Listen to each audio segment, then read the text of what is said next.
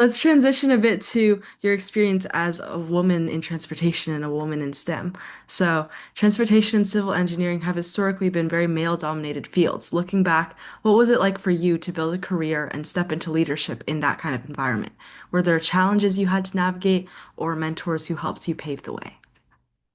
Yeah. So, I always try to be aware of the pros and cons in my getting to whatever goal or task that's in front of me. But I focus way more on just moving forward than anything else.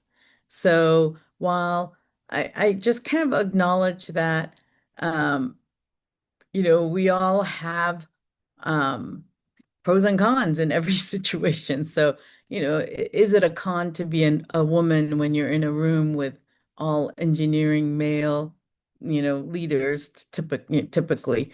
But then I say there are a lot of situations where there are a lot of women leaders who are heads of parts of an agency and they gather together, and that's a pro, right? And so I kind of look at it more in the landscape of, okay, understand that landscape, and then how do I maneuver through it to get to where I want to go?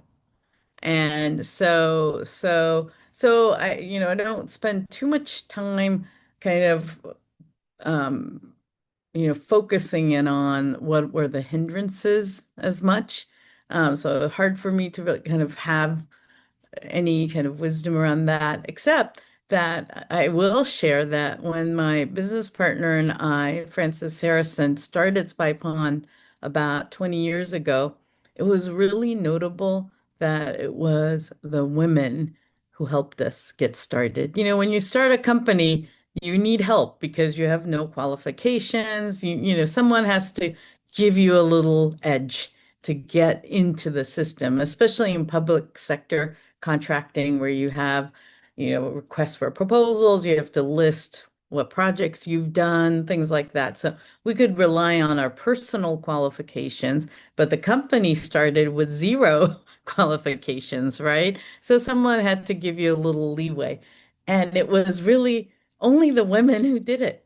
It was actually quite notable. And I reached out to a lot of people, and so I do, I mean, I reflect on that and to say that, well, I mean, it's probably because women understand that it's important to support each other, and that there were several women, Connie Sorrell at the Virginia Department of Transportation, who was chief of operations, Rhina Cutler and Jill Reeder at Pennsylvania DOT. Louisa Piowansky, who was at Mass Highway. These were women who, at the beginning, helped because they went out of their ways to provide support, So Well, I think it's I think incredible to see like the silver lining of a perhaps unideal situation. yeah. Well, you also co-chaired the South Station Art Project celebrating women's contributions to transportation. Why was that project meaningful to you, and what message do you hope that that piece of public art sends to the next generation? Yeah, so I've always loved art and what it brings to me personally and so many others in our communities. So when WTS Boston was celebrating a milestone birthday, I suggested doing a public art project to commemorate women in transportation and felt like we could be successful at it because there were so many of us involved from the various agencies like the MBTA that runs our transit system in Boston involved. So yeah, through many years of working together with a group of other WTS members, we ended up with Network by Ellen Harvey. It's a brilliant piece of work that commemorates women in transportation kind of throughout history. And it's a mosaic at the MBTA South Station transit station. So it's in a kind of a head house that when you come from the Federal Reserve building that's right next to South Station, you come down and the mosaic kind of surrounds you as you're coming down.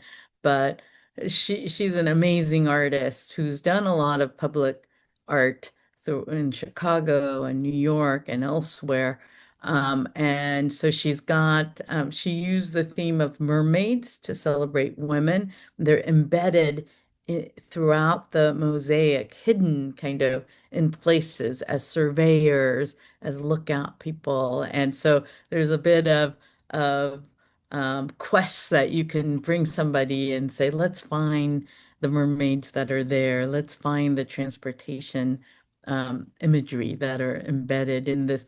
The network is the map of the Boston area, so it depicts the various pieces. So anyhow, we recently did an event to share the artwork with the newer members of the WTS community and to show what the art meant and celebrate again um, the importance of the art in the transportation system.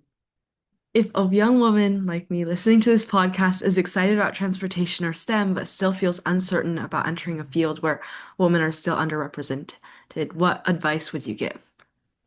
Yeah, I would just say don't focus on the underrepresentation because that can change depending on the parts of transportation, but instead focus on the impact that she can have on so many people. I mean, that's the motivation that if I go into this field, I'm going to make a difference in this way to so many people and figuring out where do I want to make that impact? Because there's so many choices that you can select from. Um, and there are many women in the field who are supporters. And as I explained and how we started Spy Pond, who will be there in a meaningful way. So that's beautiful also. There's the counter side to the fact that maybe that it's a disadvantage means that there's extra focus um, from people.